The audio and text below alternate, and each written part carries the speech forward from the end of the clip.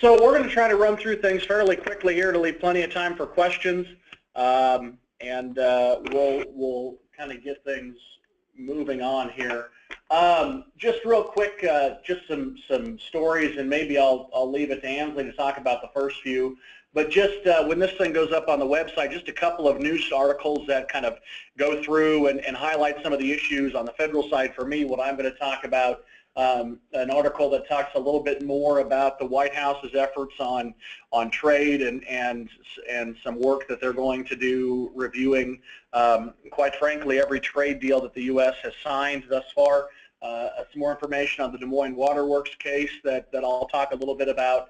And then lastly, talking a little bit about healthcare reform, which is one of the things that I'll probably spend the most time talking about here today. Ansley, do you want to hit on any of those news stories you have on there? Sure. The only thing I'd like to mention is kind of the same thing we reviewed last week, which is that we have some road to property tax reform stops.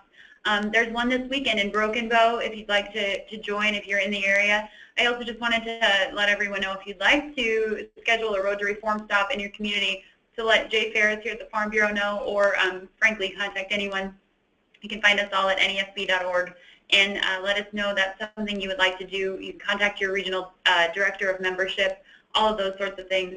And then just quickly related to policy, a couple of things we included in the news here were drop in valuation. The land values are not dropping as quickly as they rose, which is a frustration for a lot of folks, and clearly a frustration on our end and a concern we're trying to address from a variety of fronts.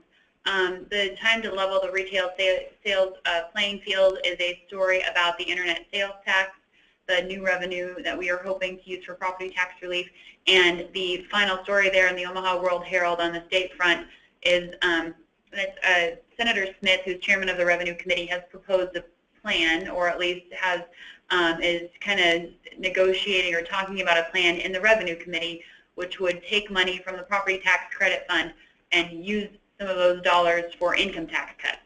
And that's a non-starter for us, which we can talk about when we get to state issues. But there are just some stories there. If you want to, when you look this up online, you can click. They all should be hyperlinked. Okay. Thank you, Ansley.